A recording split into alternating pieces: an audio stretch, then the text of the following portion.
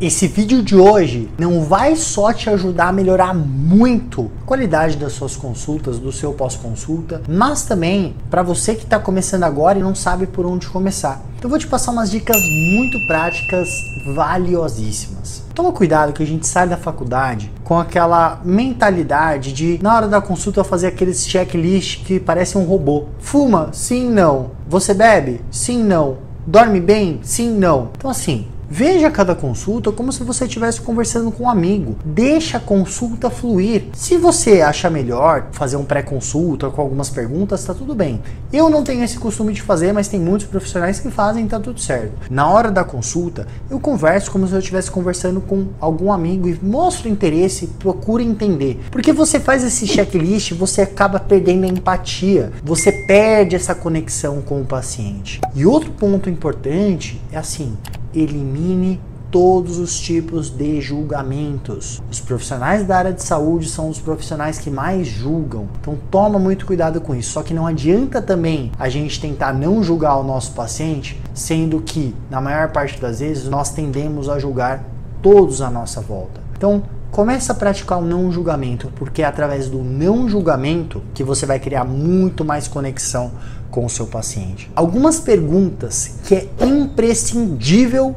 você fazer na hora da consulta, porque através dessas perguntas ela vai te ditar que caminho seguir com cada paciente. Então uma pergunta que eu gosto muito de fazer para todos os pacientes, literalmente, é perguntar de 0 a 10 quanto que ele está comprometido com essa consulta. Porque você vai entender se você pode apertar um pouco mais essa dieta ou não, se você pode ir um pouco mais tranquilo ou não com ele. Então assim, você precisa entender a motivação do paciente. Às vezes ele tá lá só porque a esposa dele pediu para fazer dieta junto com ele. Então assim, você precisa entender essa motivação com o paciente. Uma das perguntas que eu mais gosto de fazer com basicamente todos os pacientes também: se eles já passaram com outros nutricionistas e se eles passaram, como que foi a experiência? O que ele gostava? O que deu certo com os outros profissionais? O que não deu certo? E aqui não é ficar julgando o que o outro nutricionista fez ou não, mas são com essas estratégias que você vai fazer, pô, o outro nutricionista fez uma dieta low carb comigo, eu não consegui ficar sem o carboidrato e abandonei.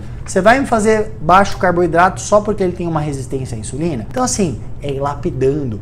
Essa pergunta é imprescindível você fazer para literalmente todos os pacientes. Outro ponto importante que você não pode deixar de perguntar para ele: quais são as principais dificuldades e facilidades que você tem com relação à dieta? Por exemplo, vamos supor que ele tem uma grande dificuldade de ficar cozinhando, de ficar na cozinha, de ter tempo de organização. Por mais que você fale, a organização é base, você precisa ter essa organização, senão não vai dar nada certo. Você acha que ele vai fazer? Então assim, é o que eu falo, a gente precisa começar com um ponto de partida e depois ir lapidando esse paciente do jeito que você quer. Então pergunta para ele com relação a facilidades, o que ele gosta, o que é fácil para ele na alimentação. Às vezes ele vai falar assim, pô, adoro cozinhar. Então você pode elaborar uma dieta assim com mais preparações. Então quanto mais você entender na primeira consulta quais são as principais dificuldades dele, quais são as principais facilidades que ele vai ter com o planejamento, vai ser mais fácil, porque aí você vai conseguir colocar ele no caminho certo, no caminho que você quer, fazer esse paciente ter muito mais adesão. E isso que eu tô falando vai servir tanto para consulta online quanto para consulta presencial. Durante a consulta, esteja bem aparente, esteja bem vestido,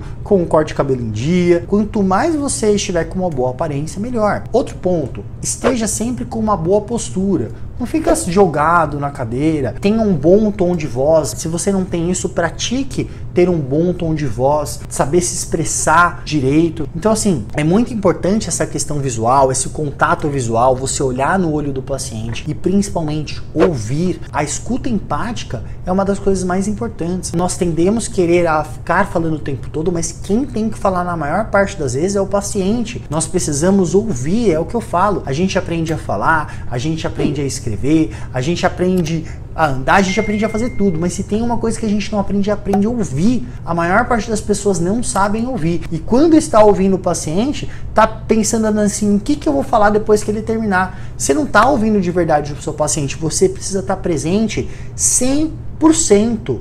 ouvindo ele e entendendo. E isso não acontece só na consulta, isso acontece na nossa vida também. A gente está conversando com alguém e já está pensando no que ele vai falar, no que a gente vai falar depois que ele estiver falando. Então assim, esteja presente, ouça ele, tá bom? O que você precisa também saber sempre com todos os pacientes? Como que anda o sono dele e como anda a microbiota desse paciente. Pelo amor de Deus, o paciente chegou, você precisa a todo custo, se ele não dorme bem, passar dicas para que você melhore o sono do paciente. Por quê? Se o sono não estiver legal, os resultados do paciente vai ficar prejudicado. Por exemplo, dormiu mal, ou às vezes ele até dorme muito, mas a qualidade de sono dele não é boa. Se ele dorme mal, o que vai acontecer? Níveis de grelina aumenta, leptina diminui, ele fica mais impulsivo, ele fica com mais resistência à insulina, ele fica com mais cortisol, então ele fica com um ambiente hormonal que ele está totalmente desfavorável para ele conseguir seguir um bom planejamento. Se o cortisol fica mais alto, se a resistência à insulina fica mais alta,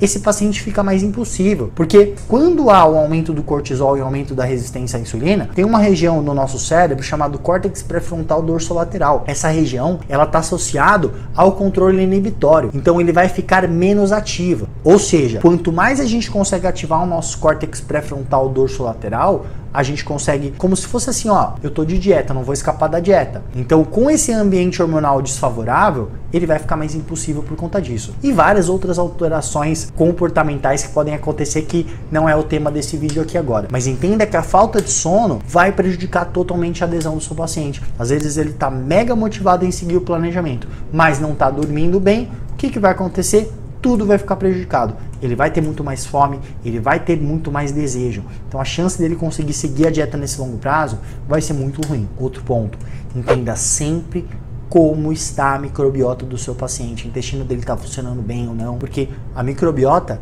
ela é base, e o do sono também, para ganho de massa magra e perda de gordura, assim como a microbiota. É imprescindível você entender como anda a microbiota do paciente, porque com isso você vai entender como que está a inflamação do paciente, como que está a sensibilidade à insulina do paciente. Você melhorando a microbiota, todos os objetivos estéticos vão ficar mais fáceis, caso ele consiga seguir a dieta. Então, microbiota é base para o resultado do seu paciente. É interessante que você também trabalhe com mini metas, né? Então, o paciente chegou, eu gosto de entregar a dieta na hora com o paciente, isso gera muito mais adesão. O paciente saiu da consulta, você já dá algumas metas para ele, porque o objetivo estético, por exemplo, ganho de massa magra, perda de gordura, o objetivo estético, isso já vários estudos mostram, ele não é suficiente para fazer o paciente ficar motivado em longo prazo. Então, quando você coloca algumas metas para ele seguir junto, por exemplo, comer mais vegetais, aumentar uma hora de sono, conseguir aumentar a quantidade de atividade física, mastigar melhor, prestar mais atenção na hora da comida, eliminar distrações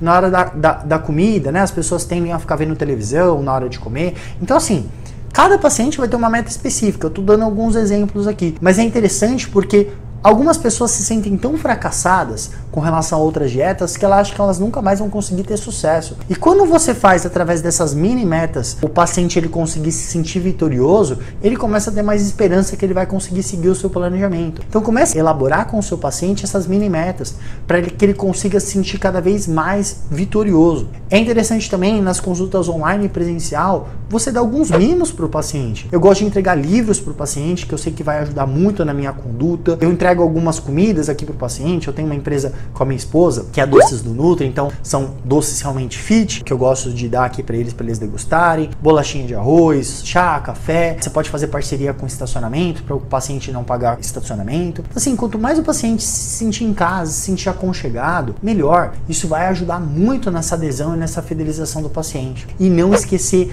de jeito nenhum dos pós-consultas. O pós-consulta, ele precisa ser tão bom quanto a consulta. É você perguntar, mandar mensagem depois do paciente, como que tá indo, né, o planejamento, porque é no pós-consulta que você vai entender, porque às vezes o paciente ele não vai te mandar mensagem. Grande parte dos pacientes não mandam mensagem. Então você vai perguntar, ó, fulano, como que tá saindo aí esse nosso planejamento? Você tá conseguindo seguir? Tá com alguma dificuldade? E ele vai te falar como que tá indo, porque às vezes ele desistiu do planejamento, ficou com vergonha de te mandar mensagem, só que aí com a mensagem que você perguntou para ele, você tem o ouro na mão. Ele vai te falar, ó, não tô conseguindo fazer aqui, a tarde tá difícil, à noite tô ficando com muita fome, acaba extrapolando, e aí você perdeu o paciente. Mas agora, quando você pergunta isso, você vai entender, então peraí, vamos arrumar isso aqui, vamos melhorar. você passa uma estratégia para o paciente nesse pós-consulta, faz ele voltar para a linha, ele se sente querido porque ele viu que você se preocupa com ele, que você quer fazer a diferença na vida dele. E aí, consequentemente, você pode primeiro transformar uma vida, você pode provavelmente vai fidelizar mais esse paciente e principalmente conseguir mais indicações. Tanto algumas dicas aí que eu aplico comigo, apliquei, tive bastante resultados e tenho certeza que você com disciplina e dedicação vai conseguir ter excelentes resultados. É isso aí.